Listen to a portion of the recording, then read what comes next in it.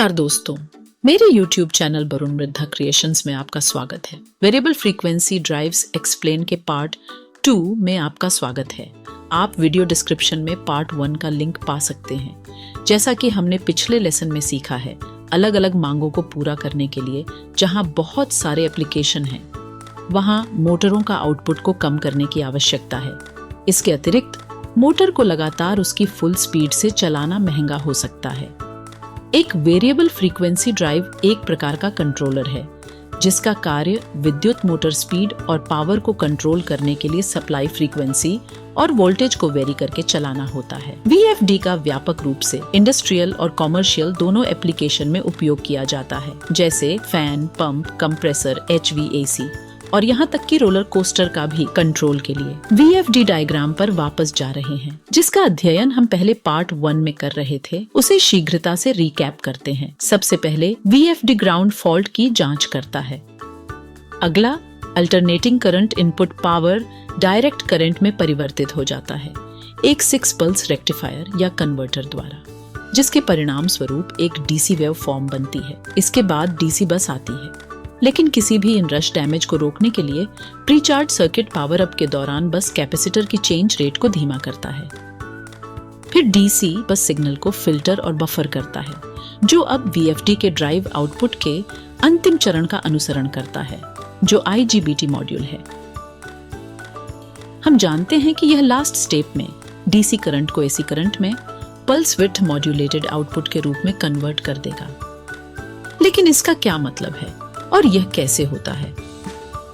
बिना यह समझे कि एक इंसुलेटेड गेट बाइपोलर ट्रांजिस्टर, जो IGBT के रूप में भी जाना जाता है, और पल्स विड्थ मॉड्यूलेशन या PDUM क्या है, VFD के बारे में बात करना असंभव है। एक एनालॉग इनपुट सिग्नल को वेरिएबल विड्थ वाली पल्स उत्पन्न करके इसके एम्पलीट्यूड का प्रतिनिधित्व करने के लिए मॉड्यूलेट किया जा सकता है। बहुत ही संक्षिप्त सारांश में, PWM डिजिटल आउटपुट के साथ एनालॉग सिग्नल को कंट्रोल करने का एक तरीका है। VFD में IGBT के कार्य को समझने के लिए इसे समझना जरूरी है। IGBT सिग्नल कैसे काम करता है? सबसे सरल स्तर पर एक इंसुलेटेड गेट बाइपोलर ट्रांजिस्टर या IGBT एक स्विच है जो चालू होने पर बिजली को प्रवाहित करने की और बंद होने पर रुकने की अनुमति देने के लिए उपयोग किया जाता है।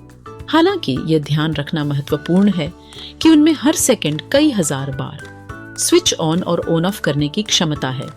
IGBT एक सॉलिड स्टेट डिवाइस है, जिसका अर्थ है कि इसमें कोई गतिशील भाग नहीं है। फिजिकल कनेक्शन को खोलने और बंद करने के बजाय यह एक सेमीकंडक्टर कंपोनेंट में, जिसे गेट कहा जाता है, वहां वोल्टेज को लगाकर ऑपरेट होता है, जो इलेक्ट्रिकल पार्ट को बनाने या अवरुद्ध करने के लिए अपने प्रॉपर्टी को बदलता है। आइए एक टिपिकल IGBT को करीब से देखें। इसके टर्मिनल गेट कलेक्टर और एमिटर का प्रतिनिधित्व करते हैं। करंट कलेक्टर और एमिटर द्वारा बनाया गया पार्ट पर फ्लो होती है, जबकि गेट डिवाइस को कंट्रोल करता है। यहाँ इसका एक इलेक्ट्रिकल ड्राइंग प्रस्तुत है। जैसा कि शब्द से ही पता चलता है, IGBT एक स्विच के समान व्यवहार करता है। जब एक पॉजिटिव वोल्टेज अप्लाई किया जाता है, गेट क्लोज हो जाएगा या चालू हो जाएगा और कलेक्टर और एमिटर के बीच करंट फ्लो होने देना। यदि पर्याप्त वोल्टेज अप्लाई नहीं किया गया है, तब गेट ओपन रहता है या बंद हो जाएगा। कलेक्टर और एमिटर के बीच किसी भी करंट को फ्लो होने की अनुमति नहीं देगा। डिवाइस को बंद होने से रोकने के लिए बंद अवस्था में इस वोल्टेज को नेगेटिव रखा जाता है। अब जबकि हमें समझ हो गई है कि IGBT कैसे काम करते हैं, आइए VFD में IGBT के एप्लीकेशन पर वापस जाएं।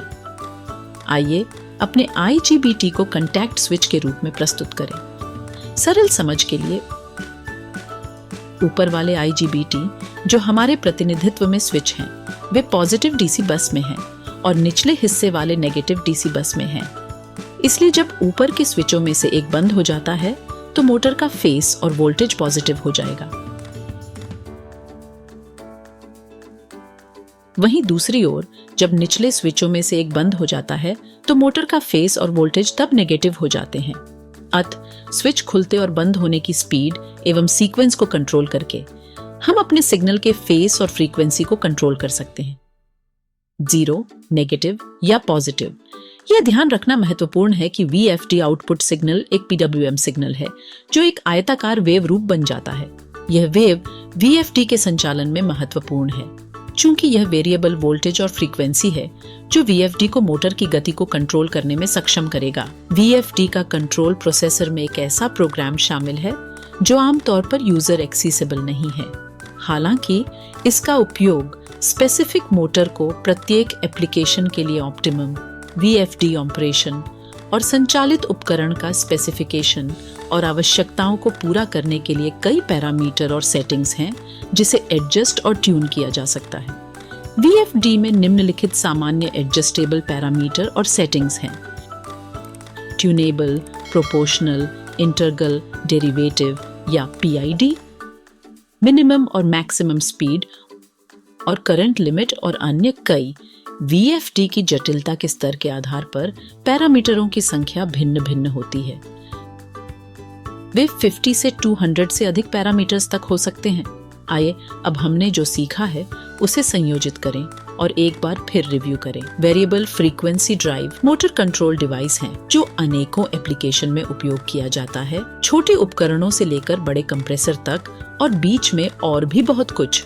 VFD का मुख्य कार्य सप्लाई वोल्टेज और फ्रीक्वेंसी को वेरी करके एप्लीकेशन की आवश्यकताओं को पूरा करने के लिए मोटर की स्पीड और टॉर्क को चलाना और कंट्रोल करना है। VFD कंट्रोलर के अंदर कई स्टेप होते हैं जिसे संक्षेप में इस प्रकार प्रस्तुत किया जा सकता है।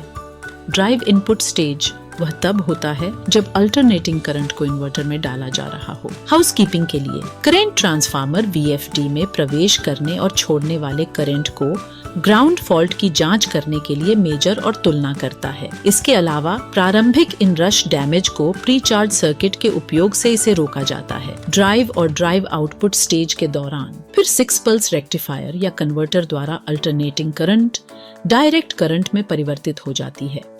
यह डायरेक्ट करंट DC बस में बफर और फिल्टर हो जाता है जहां यह गारंटी देने के लिए कि सभी कैपेसिटर में समान वोल्टेज है। इसका रेजिस्टेंस का कार्य वोल्टेज को विभाजित करना है। ये सब इतना है कि यह अब डायरेक्ट करंट को फिल्टर करता है और पुनः अल्टरनेटिंग करंट में परिवर्तित हो सकता है। IGBT द्वारा समान रूप से हमारे सिग्नल के फेज और फ्रीक्वेंसी को कंट्रोल करने की अनुमति देने वाले स्विच के लिए पल्स विड्थ मॉड्यूलेटेड आउटपुट के रूप में अंत में मोटर और ड्राइव ट्रेन स्टेज है। जब यह पल्स विड्थ मॉड्यूलेटेड आउटपुट जो मोटर की स्पीड को कंट्रोल करने की अनुमति देता है और परिणाम स्वरूप हमें मैकेनिकल आउटपुट मिलता है। VFD काफी विकसित हुए हैं।